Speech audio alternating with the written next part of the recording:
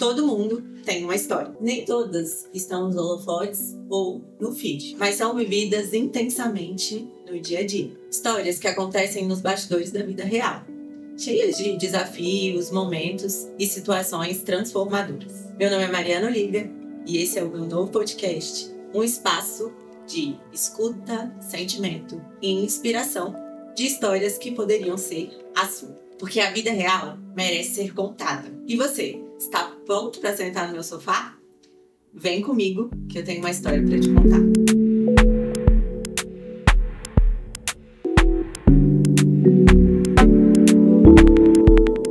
Hoje eu tô aqui para contar uma história muito especial de uma pessoa muito querida, minha mentora, que entrou na minha vida aí nos últimos tempos e tem feito uma revolução por aqui. O nome dela é Camila Frecheiras e vou dar o espaço para ela se apresentar um pouquinho. Obrigada. Mari, é um prazer imenso estar aqui, imenso. Eu fiquei super feliz com o convite, super feliz por estrear esse podcast também.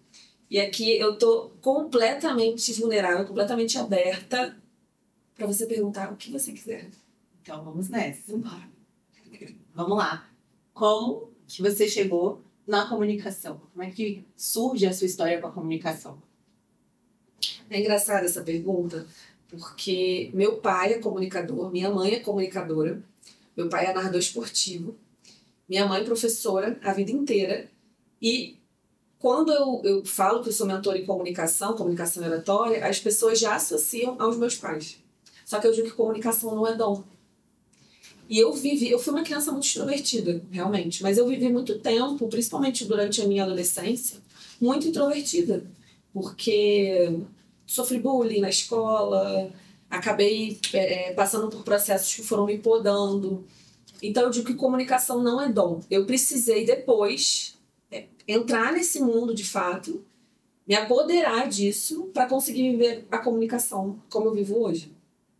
E foi com as sustentações orais. Eu sou advogada há mais de 10 anos, né? Hoje eu não atuo mais, fiz uma transição de carreira, mas trabalhei muito tempo dentro dos tribunais fazendo as sustentações orais.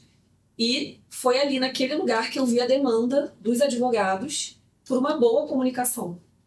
Eu via que eles tinham medo, que eles não tinham estratégia para falar, e eu vi um grande mercado ali. Foi assim que começou. Ótimo, maravilha. Então já vamos pegar o gancho desse seu começo. Me diz, se não é dom, o que as pessoas precisam fazer para desenvolver a comunicação? Mari, você sabe. Eu digo, o meu método, o método que eu desenvolvi para eu vencer o medo de falar em público é autoconhecimento. Porque comunicação, um mantra que eu sempre repito, é de dentro para fora. Então é autoconhecimento, técnica, é muito importante a técnica, e o treino. E não tem o que é mais importante, né? Eu costumo dizer que se você não tiver a técnica, mas você tiver segurança, autoconhecimento e naturalidade que vem com o autoconhecimento, né? Porque você está seguro de si, isso já é muito importante. Talvez seja o mais importante. Mas a técnica e o treino também são muito, muito, muito importantes. Esse método, essa tríade é fundamental para conseguir falar em público com leveza, convencer. Eu digo que é chamar a atenção, prender a atenção e convencer as pessoas. Camila, eu sei que a sua jornada foi grande até chegar aqui, né? Então, assim, para você, qual foi o principal desafio, assim, do aprender a se comunicar, do desenvolver, né, a técnica na comunicação? O principal desafio é ter leveza. Principalmente porque eu vim de o mundo da sustentação oral, que para quem não sabe, no jurídico, né, sustentação oral é quando você vai até a tribuna e fala as razões do seu recurso, sustenta ali o que está no seu recurso, o que está escrito. Você vai para a tribuna e fala. É o momento que você tem de falar, além das audiências, né? E é um ambiente muito imponente, é um ambiente em que você está lidando com muitos homens também, né? E nós mulheres, a gente precisa, infelizmente hoje na sociedade que a gente vive ainda, né? A gente precisa se impor, precisa manter uma postura para ser respeitada. A gente sabe que isso acontece, né? Então, leveza foi um grande desafio, principalmente quando eu saí das sustentações. Porque eu ia para a tribuna um pouco engessada. Eu lembro que o meu maior desafio de todos, né? Falando da parte técnica mesmo, era conseguir, no palco, nas palestras, me soltar e ocupar espaços. Porque na tribuna eu ficava ali no púlpito, parada, engessada, congelada e séria. Então eu não conseguia ter essa leveza, essa distribuição de um espaço mesmo e trazer um sorriso, fazer uma piada, porque eu sempre fui uma pessoa alegre, divertida, mas quando eu falava em público era sempre muito sério. Então esse foi com certeza o meu maior desafio. E tira um pouco da sua autenticidade também, né? Totalmente. Agora que a gente se conhece um pouco mais, tem a Catarina aí chegando, você é minha mentora de comunicação. O que você percebe, assim, que foi fundamental para você, né? Como mãe agora, como esposa, a comunicação mais interna, sabe? Que a gente tem com as pessoas mais próximas mesmo da nossa vida, sem ser tanto a comunicação profissional. Eu gosto muito do tema da comunicação não violenta, né? Não, aqui explicando também, eu gosto muito de falar isso, que comunicação não violenta não é falar fofo, não é ser legal, não é ser boba, não. Se comunicar de forma não violenta é, primeiro de tudo, ter autorresponsabilidade. Você entender o que você está sentindo, quais são as necessidades, quais são os sentimentos. Tentar observar as coisas. A gente sempre vai julgar tudo, né? É inerente ao ser humano. Mas tentar não levar esse julgamento para a nossa comunicação. Então, começar a estudar comunicação não violenta fez toda a diferença, porque eu levei isso para minha vida, para o meu pessoal, para o meu casamento, né? Pretendo aplicar isso com a minha filha também, tá? Forninha aqui. Já aplica, né? Eu acho super interessante que lá no Instagram você trata a Catarina como se ela já estivesse aqui, né? Como uma pessoa que já estivesse aqui. Acho muito legal a forma como você mostra que você se comunica com ela lá, né? Então, acho que é fundamental, assim. Como é que tá sendo essa versão mãe também? Achei muito interessante você ter essa percepção. Acho que nem todo mundo percebeu que eu já trato como se ela estivesse aqui. Porque ela tá viva, né? Tá aqui, tá na barriga, só tá com uma barreira, né? Dependendo de mim para se alimentar e para viver, né? Mas essa questão da maternidade é um super desafio, né? Principalmente porque como eu trabalho com comunicação, então a nível de exigência a régua vai subindo. Mas é trazer a leveza também. Porque vou errar, não estou me formando como mãe, né? Estou me conhecendo como mãe desde agora, porque depois que eu descobri que eu estava grávida já começou todo o processo. Então é tentar ao máximo também trazer leveza. Perfeito. O que você acha, né, que influencia na questão da perfeição? Né? Às vezes as pessoas colocam muito a gente nesse lugar de perfeição por você estar naquele ambiente, você dominar aquela questão. Né? Você falou da rigidez, da advocacia, até muitas pessoas que falam da comunicação de uma forma mais rígida, que a comunicação tem um passo a passo. Né? E não é assim. Então, o que você dá de dica para quebrar um pouco essa barreira da perfeição mesmo na comunicação? Eu digo que perfeição, tentar ser perfeito é uma grande arrogância. Porque a gente não é. Vamos lá. O que é o conceito do perfeito, né? Primeiro entender que, na verdade, o perfeito é composto da imperfeição. A perfeição está na imperfeição. Se a gente entende assim, fica muito mais leve. Mas tentar ser perfeito de fato, né? Que sair dessa imperfeição que é natural do ser humano, isso é uma arrogância tremenda, porque a gente nunca vai ser. A gente vai estar sempre buscando melhor, sempre vai ter uma coisinha para melhorar. Não adianta. Então, o que eu digo é comece, faça. Porque se a gente buscar essa perfeição, a gente nunca alcança e o negócio não vai para frente. Eu, durante a minha vida, sempre fui assim, sempre fui muito autocrítica, muito. Mas, ao mesmo tempo, de fazer as coisas. E pensar, Mari, que vamos pensar aqui no universo de mentoria, por exemplo. Se eu tivesse... não estou nas melhores condições para começar a mentorar. Pessoas que se beneficiaram da minha mentoria não teriam sido beneficiadas. Eu sou uma delas. Porque, assim, sempre para mim precisava ter as melhores condições para começar, precisava ser perfeito para que eu pudesse dar o primeiro passo. Isso me impediu até, muitas vezes na vida, de começar. Ou acabar desistindo de algo, né, por não estar perfeito.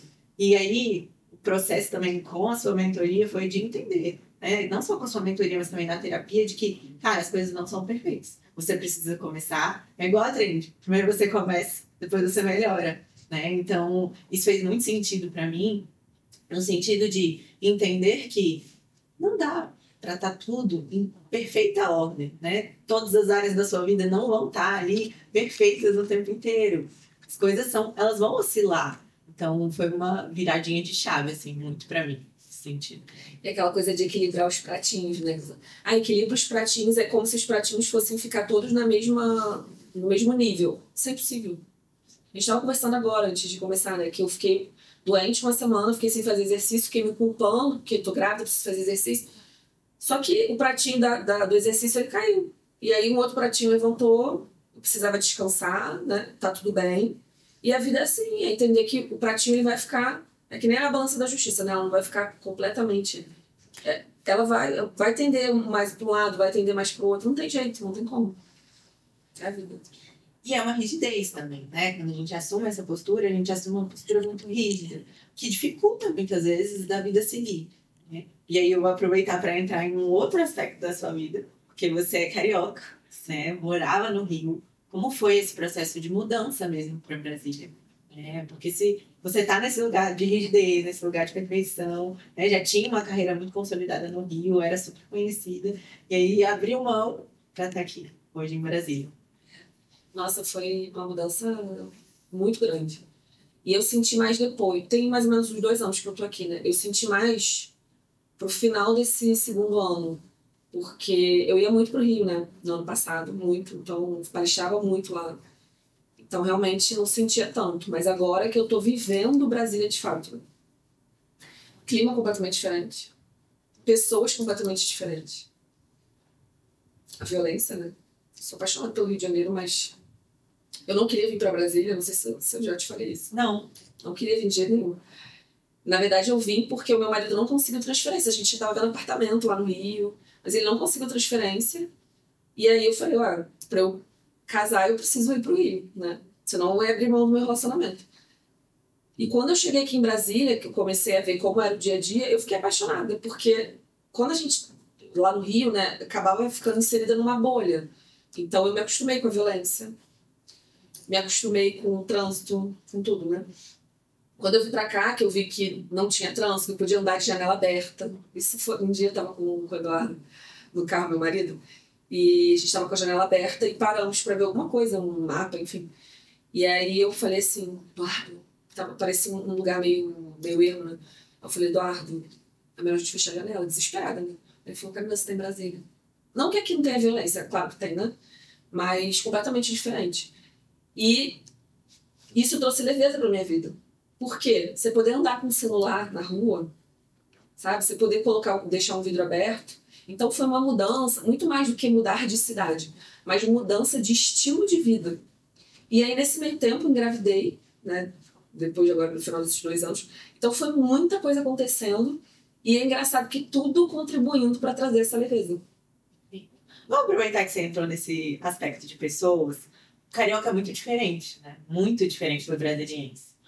O carioca é mais aberto, mais consigo. As pessoas saem na rua, no Rio, e elas dão bom dia, né? Elas conversam, elas puxam assunto. Meu pai mora lá, né? Então Sim. Tem um pouco do convívio no Rio. E aí... E aqui em Brasília, não. As pessoas são muito mais fechadas, vivem muito no seu mundinho, né?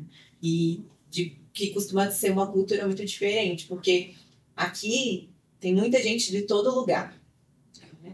Então, não tem uma identidade própria, assim. Eu não sinto essa identidade tão forte, sabe? Porque misturou tudo.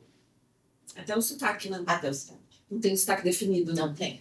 Mas eu percebi isso, eu comecei a perceber isso fazendo na academia. Porque no Rio eu percebi que eu conseguia conversar mais com as pessoas, né? E eu sempre observei muito isso, justamente por vir da comunicação, né?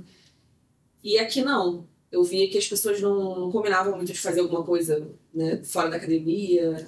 No Rio eu tinha amizades da academia mesmo, então foi engraçado isso. São pessoas completamente diferentes. Eu acho que o clima influencia também. Eu sempre ouvi dizer que o brasiliense, ele constitui grupos desde mais novo, assim, de escola, e esses grupos vão se mantendo, então quem chega de fora tem dificuldade. Hoje, os meus amigos aqui de Brasília são cariocas. São amigos do meu marido que são cariocas, né? A maioria. Já fiz amigos brasileiros, mas a maioria é carioca. E é completamente diferente. E eu acho que o clima influencia muito nisso também. Parando aqui para refletir, as minhas amizades mais próximas também não são de Brasília. Apesar de eu ser daqui, ter crescido aqui, as mais próximas não são de Brasília.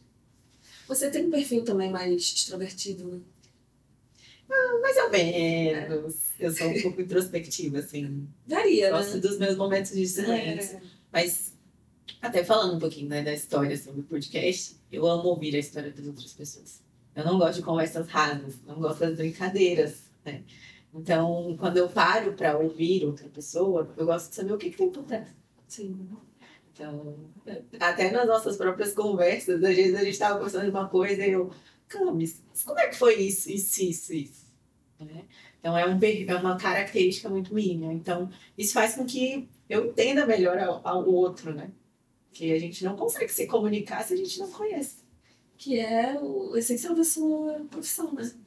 E já tem engraçado aqui, vou abrir. No final de algumas vezes no final de mentoria, né, Mari? A Mari aí vem me fazer uma pergunta assim íntima, sabe? E isso nunca tinha acontecido com nenhuma mentorada. Era aquela coisa assim, técnica. Claro que a gente conversa sobre a parte do conhecimento, coisa mais profunda. Mas da mentorada vir me perguntar alguma coisa da minha vida. E sempre muito pontual, assim, muito certeira, né? Até que agora eu voltei de uma viagem que foi transformadora na minha vida, né? E você percebeu isso, dessa transformação, e no final da mentoria você fez a pergunta pra mim. Você voltou mais leve dessa viagem, você falou pra mim isso. E eu fiquei, aquilo me fez refletir. Então você vê como eu já aprendo normalmente nas mentorias, mas com você ainda tem essa questão de você conseguir me enxergar além da mentora. Legal. É porque eu acho que todos são pessoas, né? Não tem como eu seguir ali uma regra, uma risca, um protocolo, porque a gente não é feito de protocolo. Nossa vida não é linear, né? A gente vai ter altos, a gente vai ter baixos, a gente vai subir um degrau e descer 10, depois vai subir 20 de novo, né? E não é linear. Então, e a vida de ninguém é. Sabe? E por trás ali, naquela caminhada, naquela subida, sempre tem algum aprendizado. Sempre tem alguma coisa pra gente aprender com a outra pessoa, com a história da outra pessoa, com a vida da outra pessoa. Porque às vezes eu não passei por aqui, né? E a experiência ela não vai ser a mesma. Mas o pouco que eu souber, o que você passou, pode me ajudar demais. Isso é uma das coisas que eu falo na comunicação, que normalmente as pessoas me perguntam assim, Camila, você me indica, qual livro você me indica para eu me comunicar melhor? Né? Normalmente é assim, as pessoas são muito focadas em livros, né? Qual livro eu vejo, ou qual vídeo eu vejo. E eu falo, gente, sabe qual é a melhor forma, principalmente para ampliar vocabulário, para conhecer mais sobre o ser humano? Conversar, se interessar, escuta, né? Que é o que você faz. A escutativa, a escutatória, você está ali realmente presente, interessado pela vida da pessoa. Isso para um comunicador é fundamental. Eu vejo que muita gente não percebeu isso. Para você se tornar um bom comunicador, é você conseguir entrar no mundo da pessoa e usar isso na sua comunicação. E aí você traz isso para você e consegue ter várias, que a gente chama de skin, né? Várias facetas de você mesmo, porque é como se você tivesse, mesmo que você não tenha vivido a experiência da outra pessoa, mas você está entrando em contato de alguma forma com a experiência da outra pessoa. Você acaba internalizando aquilo em você e usando na sua comunicação. Sim. Acho que tem muito a ver com a minha história, assim, isso. Porque eu lembro quando eu comecei lá no RH, ainda nos meus processos de estágio, eu tinha uma chefe que ela me ensinou muito. E ela falava, Mariana, coloca a voz para fora. Né? Hoje, você me olhando, tendo essa visão da Mariana extrovertida, para mim é um avanço gigantesco. Porque estar diante de um microfone era um problema muito grande. Né? Estar no centro das atenções era um problema muito grande. E aí é o que você falou, a comunicação é de dentro para fora. Então foi muito processo de autoconhecimento para eu estar aqui hoje batendo esse papo com você. Sim, lindamente. Sentada confortavelmente, com o microfone. Isso é brilhar, né? É você vir para o mundo para conseguir cumprir seu propósito. E assim, a vida real, a gente tem muito mais gente que performa do que pessoas que estão ali no feed ou mostrando a sua vida de fato. Porque é só um pedaço. Aquilo ali é só um pedaço. Né? Até aquela pessoa chegar ali, muita água rolou debaixo da ponte. Muita água rolou debaixo da ponte. Rolou debaixo da sua, rolou debaixo da minha, e hoje a gente está aqui, tendo essa troca super confortante, acolhedora. Então, acho que isso não tem preço. Não tem preço. Conseguir ser profundo hoje em dia, né? É muito difícil. Muito difícil. Porque é sempre voltado pro... E isso também é um desafio para mim, né? Porque eu estou muito presente nas redes sociais. E a rede social é um ambiente que eu adoro digital. Sou a maior fã, mudou minha vida. Enfim, sou infoprodutora. Mas é um grande desafio. É um aprendizado de vida mesmo. Porque o algoritmo, ele te força, de certa forma, a ser superficial.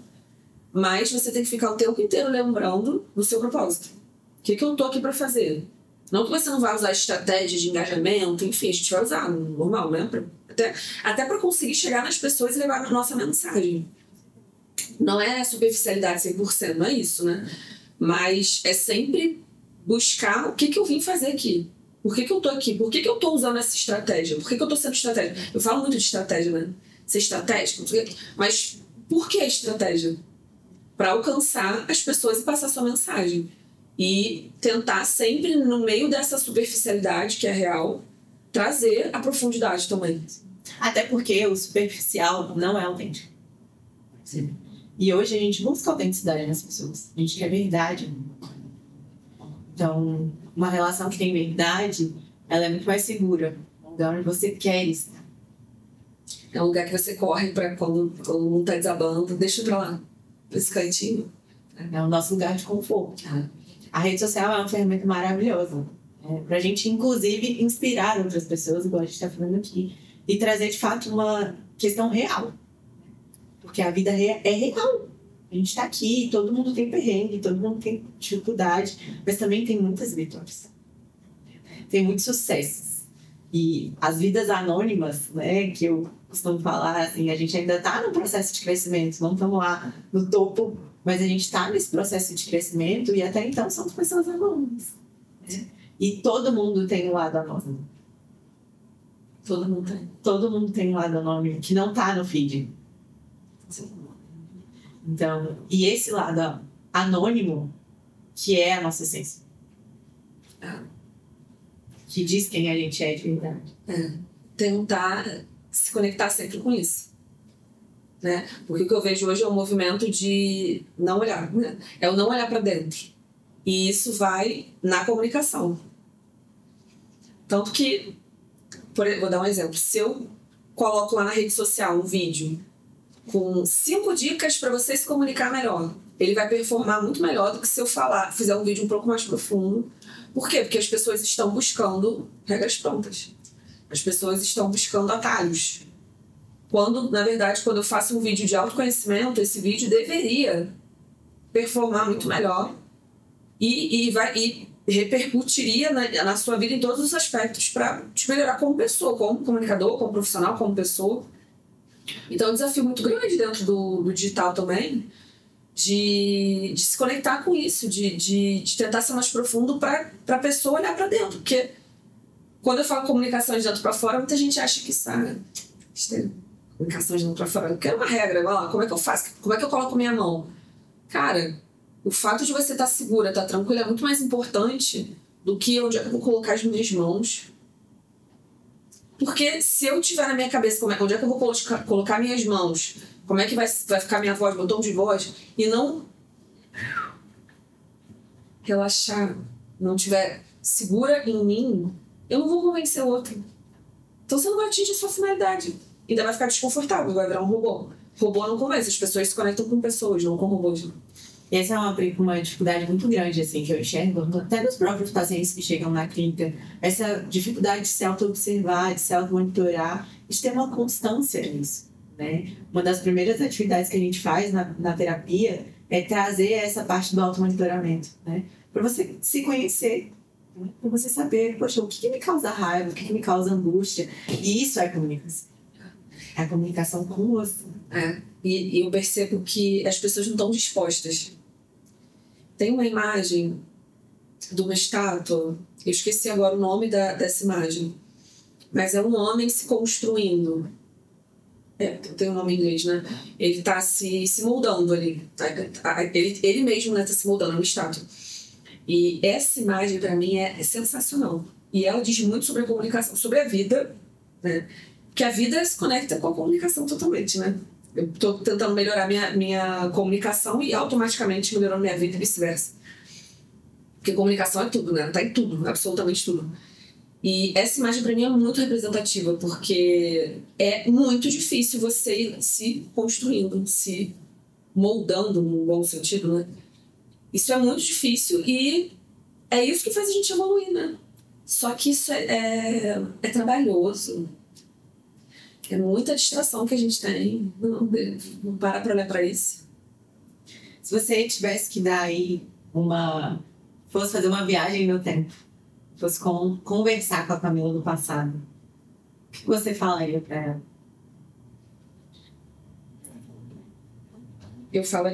Eu levaria para ela uma coisa que eu trago muito no final das minhas palestras. Um estudo de uma enfermeira que quem aqui já assistiu alguma palestra minha talvez lembre que eu já trouxe mais de uma vez em palestra. É um estudo de uma enfermeira que conviveu com pacientes à beira da morte. Ela trabalhava em UTI, esqueci o nome dela agora.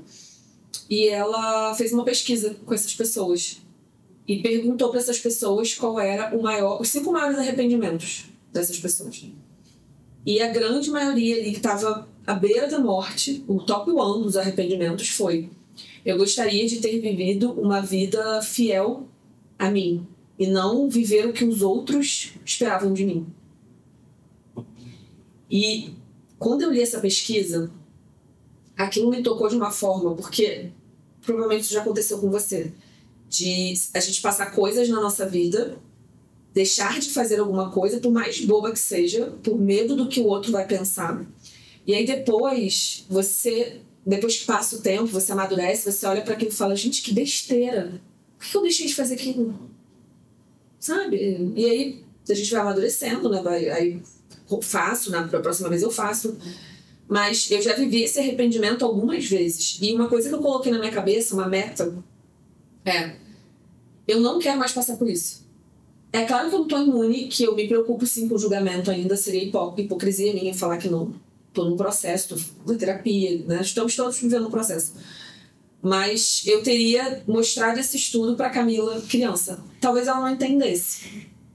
Mas se eu martelasse muito, se eu mostrasse para ela a sensação que ela ia ter, sabe? De ter deixado de fazer alguma coisa, talvez ela me ouvisse. E talvez muita coisa tivesse sido diferente. Foi tudo importante o processo, mas essa mensagem para mim é a mais importante, porque ela está diretamente ligada à nossa autenticidade. A gente ser quem a gente é, porque a gente veio para esse mundo pra quê? Pra fazer o que os outros querem que a gente faça. Cumprir com as expectativas dos outros. Então isso para mim é fundamental. Eu passo muito essa mensagem, sabe? De viver o que você é, a sua autenticidade. Não importa o que os outros estão pensando, isso não vai fazer diferença. Porque a única pessoa que vai te acompanhar até o final da sua vida é você. Aí você vai prestar conta pra quem? Tem que ser pra sua consciência. Você é a pessoa mais importante da sua vida, né? E o processo de terapia vai muito para esse lugar, assim. Mas é uma dificuldade que a gente encontra dia a dia, né? E eu falo a gente me colocando nesse lugar porque eu também tenho essa dificuldade, né? De às vezes olhar para a situação e falar assim: poxa, é o que eu quero, né? Poxa, mas o que eu quero é o que as pessoas têm expectativas sobre mim. Muitas vezes não vai ser. E que bom que não vai ser. Que bom que a gente está nesse lugar diverso, onde cada pessoa tem a sua percepção de vida, a sua história de vida. Quando eu fiz a transição de carreira, eu saí do mundo jurídico, né? Um mundo, como a gente já falou, né? Formal, tinha escritório no Rio e tudo.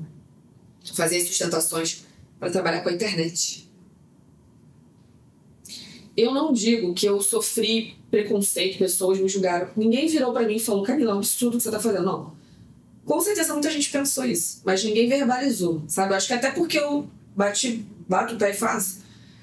Mas na minha cabeça foi um conflito imenso. Porque eu ia trocar o certo, que não existe certo nessa vida, mas o certo era uma carreira no direito, né? Vindo para Brasília, imagina. Brasília é lugar do direito. O que essa menina tá fazendo? Que loucura é essa? Mas isso foi bem na minha cabeça mesmo, na cobrança maior.